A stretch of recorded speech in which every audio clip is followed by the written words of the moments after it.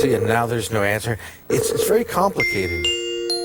Oh, you're there? Hi, this is Amy. See the Yes. message? A message? The message? The message is beware. Beware, Amy. The message is that there's much danger. Well, hello?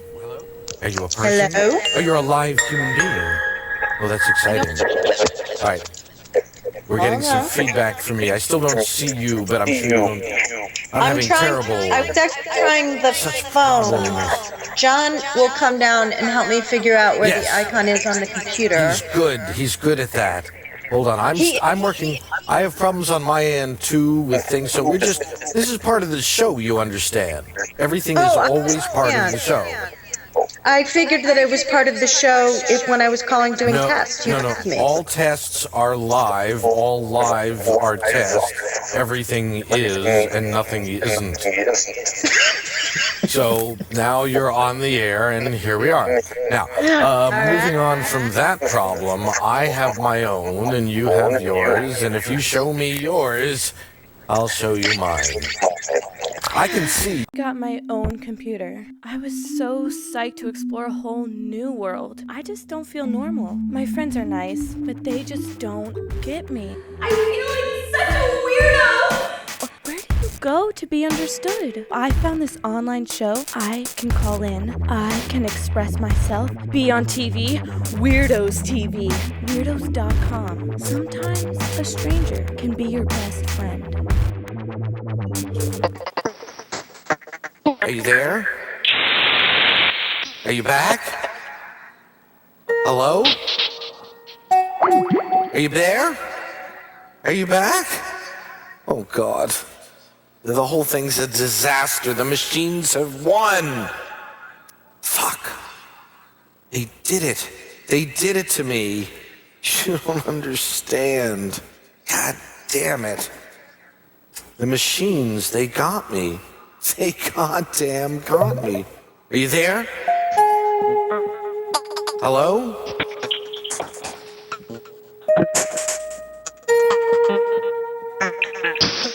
Oh my God. This is impossible. Oh, it's so bad. All right. We're gonna try again here.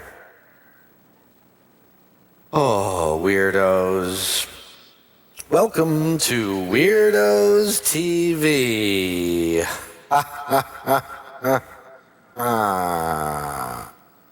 Welcome to Weirdos TV. Oh my God, I can't even tell her that none of what we just did was recorded. I can't even tell her that. How could I possibly tell her that that's what happened? Okay, hold on. No, I don't want that. I want this. No. Okay, that's better. Now, board. Oh, no, wait. Stop. Input. Wrong input. S video. Front. Yes. Now record. Okay. There's Skype. Oh, it's there?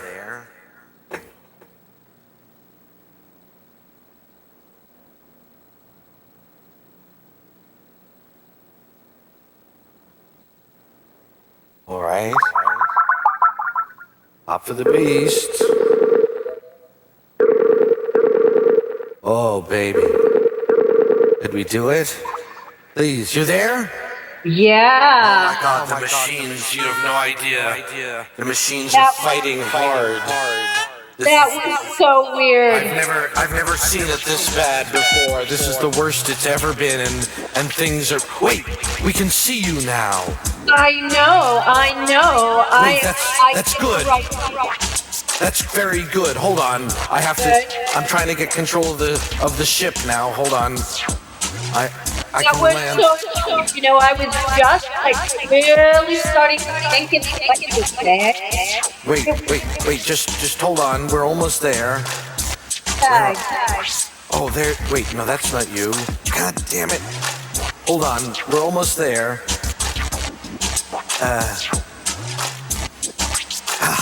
There you are. Oh, we did it. Oh, thank God. We've done it. We've beaten the machines, Amy. Yay! Oh, wow. Now, everything that I just explained to you was erased from your dimension. There's no record of it anywhere in your dimension, so you have to remember everything I told you. There's no one heard it.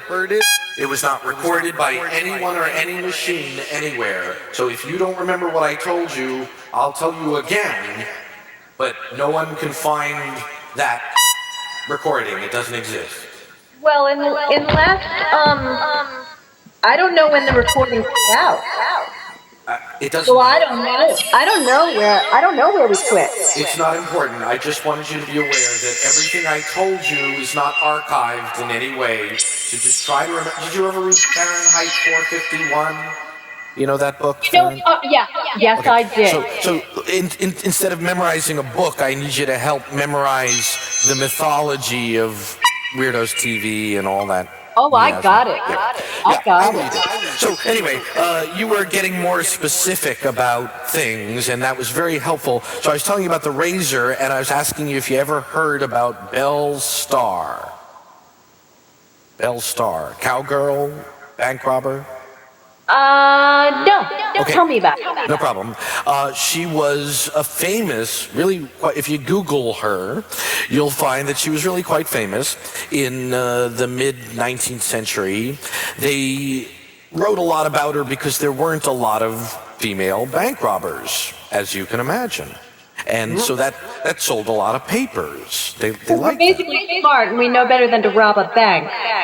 Well, bank robbing at that time was actually a pretty good idea because the banks were very new in America. They were very poorly run. That's true. They weren't as protected. That's Okay. right. And it was just it was a tough time. The Dust Bowl. And we're just as likely to get shot doing anything else, right? That's right. Oh, death was easy to come by. So yes, exactly. So you understand. So Just like today. Yeah, that's right. It was just slightly different, and bank robbing was kind of a good idea at that time. So Belle was an expert. She was really great. She robbed some of the biggest banks and got away with it, to the point that the magazines all wrote about her, and it was a big deal. Now, I'm sure you've heard of the other outlaw, Jesse James, and the Hole in the Wall gang. Of course. Right. So there was Jesse and Frank and, those guys. You know a bit about that. Mm-hmm. Now, Jesse and Belle, in your dimension, in your history, they never actually knew each other very well. They met briefly. And in your reality dimension history timeline, Belle was not, shall we say, conventionally attractive as a woman. But in your reality, in the reality that you live in, except 150 years before, Belle was famous, and there were books written about her saying that she was a beautiful woman who was having an affair with Jesse James. You understand? Oh, scandalous. Yeah. Scandalous, but fictional, entirely fictional. However, in the dimension that I have spent a lot of time in, because it's one of my favorites, it's the opposite. Belle really was beautiful as anyone has ever been, and Jesse and Belle really did have a legendary relationship.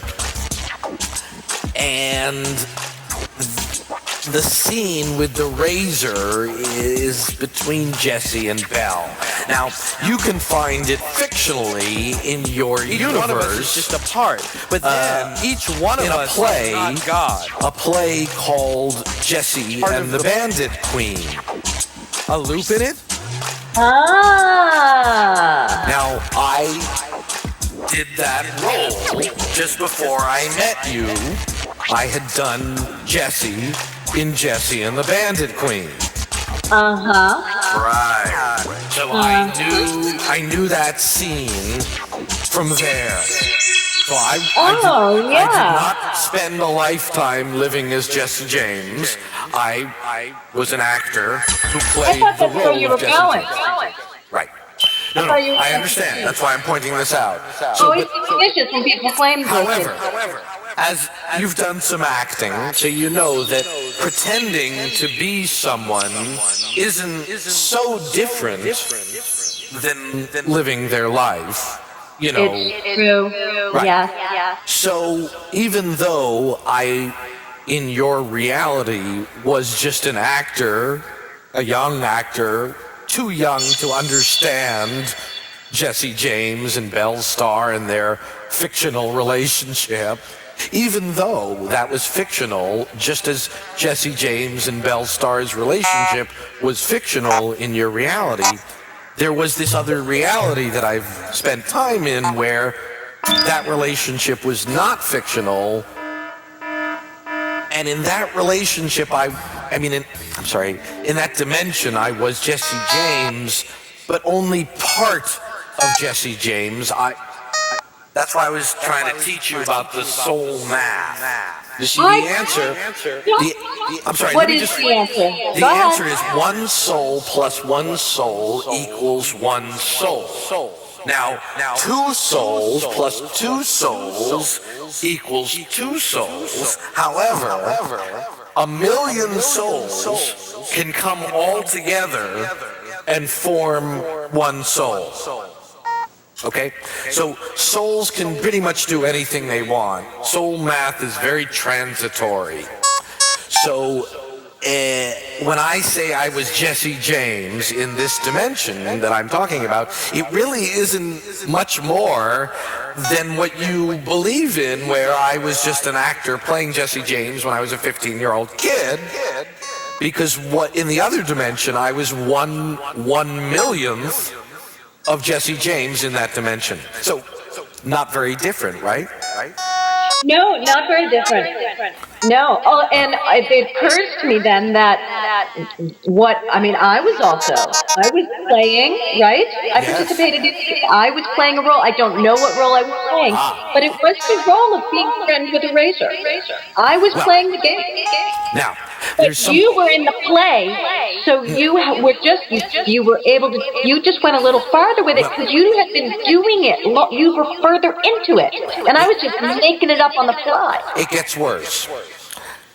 Part of another soul that I participated in a further other dimension, you've probably heard of also, and he's someone who likes razors. You know who I mean, right? Sweeney Todd? Right. Yeah. So now when I was... I gave you the razor. Right.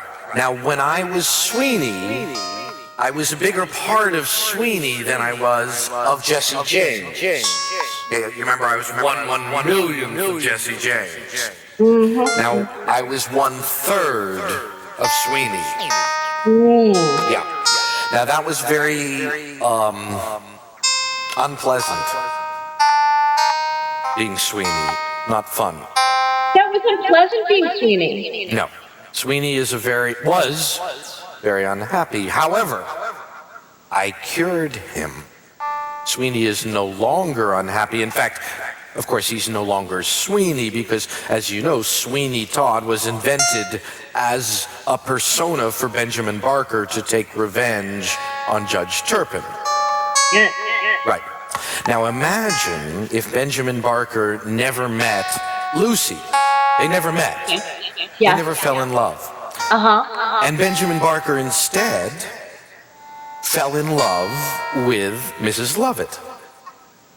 How would the story of Sweeney Todd be impacted by that change in the plot? It wouldn't be a very interesting story. No, but you say you're trying to write. I mean, you're saying this is you killed him, so you wrote this? No, I cured him. Cured. Oh, you cured him. Oh, you didn't kill him. Fixed. I made him sane. Do you not kill?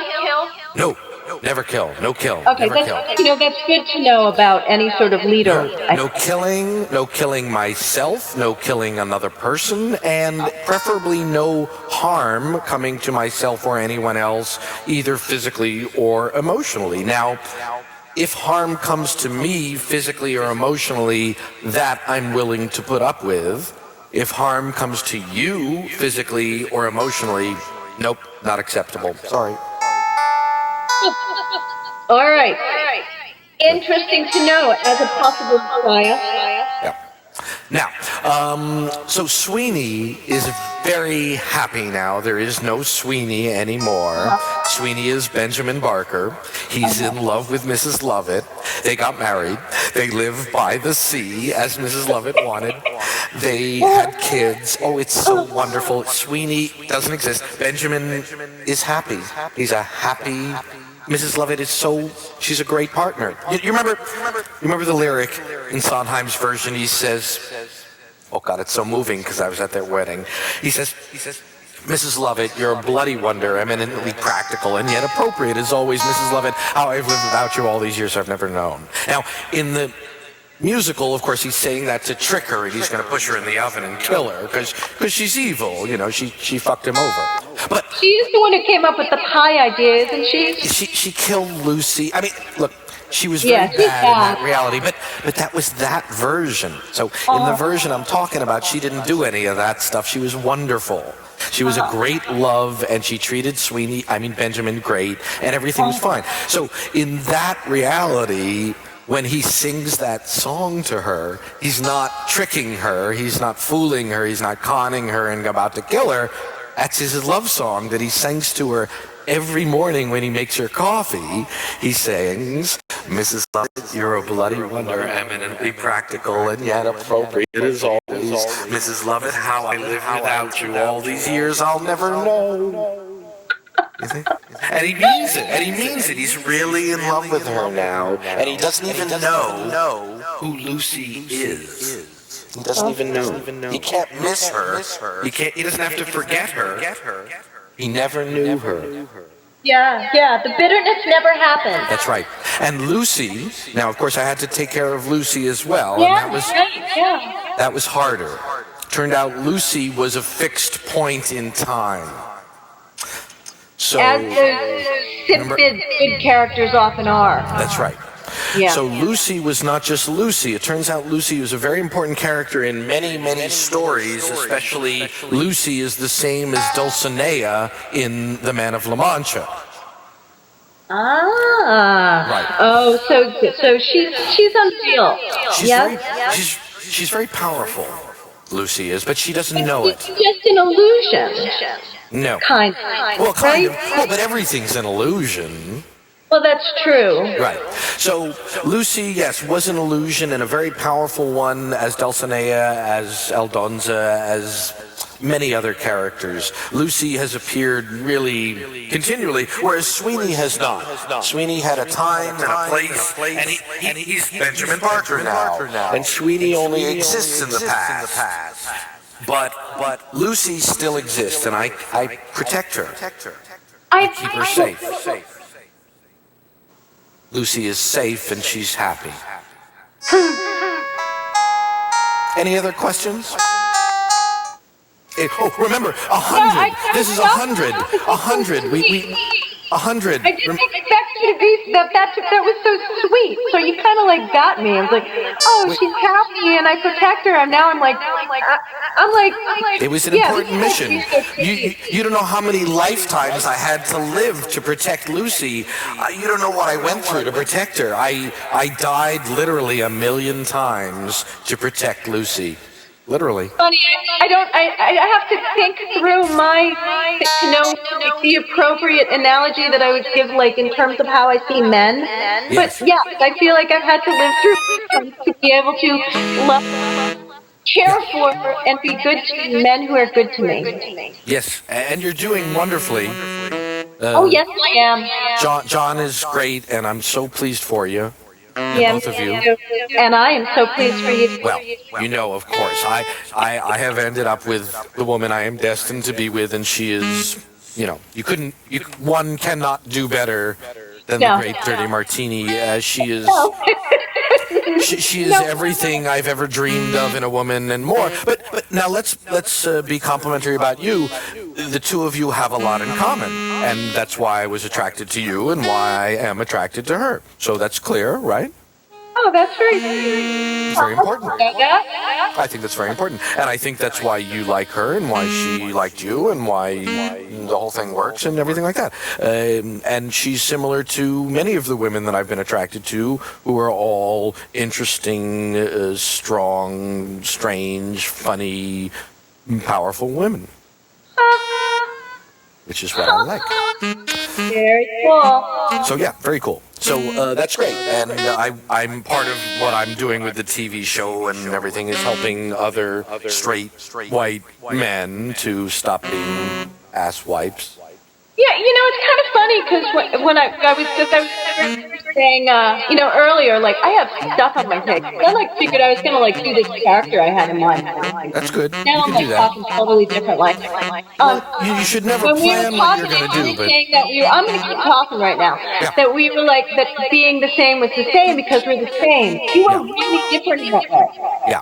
Like somewhere you got feminist consciousness. You That's did not right. do that before. Well, where do you think I got that? Who do you think taught me feminist consciousness? You didn't get to that till Dirty? Well, Really? I got a little bit of it from some other wonderful women. I guess including me. I didn't know it, but You hey. and a wonderful woman named Kelly, who taught me a lot about feminism, like post Camille Paglia feminism. But then there's Not a dirty. dirty word. No, it's wonderful. And feminism is, I am a feminist. I'm very staunch feminist. I'm also very staunch supporter of gay Like rights. Yoko Ono, which makes yeah. I think that's something people need to know in terms of Yoko's fabulous. What a great lady Yoko is. And John How knew many that. years has she been alive? Yoko is the sky. I'm guessing that's about right. Yoko is the sky and the clouds, and Yoko rains down on all of us every day. I never worry about Yoko. She never worries about me, and boy, there sure is nothing to worry about when Yoko's around. Anyway, what were you saying? I don't remember what I was I know, saying. feminist. So Dirty Martini is one of the great feminists of history. And of course, looking from a future perspective, as I am many hundreds of years in the future from you, Dirty, of course, is a legend. Is one of the most important feminists who ever lived. And about 70 years from where you're in 2013? Yeah, that's where I am right now. Okay, yeah. So in about 2083, that's right, 70 years, 2082, something like that, Dirty is officially lionized by an organization which is hard to explain, but an official feminist sort of society that goes all over the world and all over the universe, and Dirty is officially inducted to this sort of feminist Hall of Fame. It's more like a human rights Hall of Fame, but she's inducted for her work throughout her life for women on Earth, and she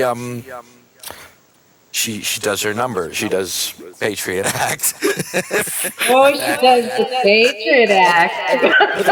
She's doing Patriot Act in 70 years from now, so she's, what does that make her, 111 or something? And she's great. You know, by that time, her body is still terrific, and she does the number. I'm still in love with her, and I'm in the audience, and I watch the number, and it makes me cry. Aww. She's great.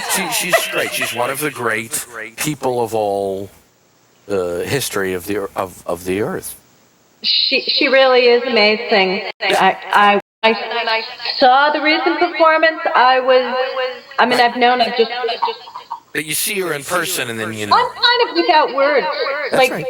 Nothing to be Other said. performers, I could tell you what I thought about them, and I just sort of felt like I was just in her presence. That's right. It's her presence. And when she came up to you after the show, right? And she talked to you, right? Yeah, we spoke briefly, yeah. That's right. So you know that what she gives out to the audience on stage is identical to what you get when you meet her in person, Yeah, one-to-one. yeah. She's authentic and genuine in She every is. moment, Yes. and she generously shares that part of her soul with each and every member of each and every audience in each and every show that she does forever. That's really kind of the key word, isn't it? Like generous. Generous. And what she did with you after the show, she does with everyone who wants to talk to her after the show. And she doesn't do it because she's supposed to, or because she's paid to, or because she thinks it will help her career. She does it because she likes people. So she in on this plan? Yes. She helped me invent this plan 50 years from now. Ah, all right. Well, see, further selling me on it. You see, I'm getting there. Oh, Okay. it's easy to sell you on it. As I say, there's no hurry, and I have endless amounts of evidence, and the more time that passes, the clearer it gets, and it's no problem. It's I want to actually go back to these layers and layers of infinite, like experiences in every moment. Right. Because that's when we got cut off by the machines. Oh, right. And I had just at that moment, because we hadn't talked about that specific thing, I got really specific. And just as you were talking about that, I started like expanding and like thinking about all sorts of experiences in my life and how often that is true through imagining or through I think I'm doing it in my head. But in fact, I have had all these different experiences, every different way that I could imagine anything in my life having gone, that it went that way. Now, let me finish that up because this is very important, and I'm sure you can understand it easily. Every thought that you have spawns a new universe, an entire universe from every thought. Yeah. Okay. That's a little scary though. Like imagine that it's like my head is, like I hit my brother and I didn't hit my brother. That's right. And I, All like that stuff happened, and all that stuff didn't happen. All that stuff is fictional in one dimension and real in another dimension. Okay? So you have to take everything seriously and at the same time take nothing seriously because everything really happens and everything is really just an illusion completely. Okay? So that's rough. So like death, okay? You brought up death before. So like killing someone, there's no actual penalty per se. Or suicide or anything like that. It's not a sin. There's nobody punishes you.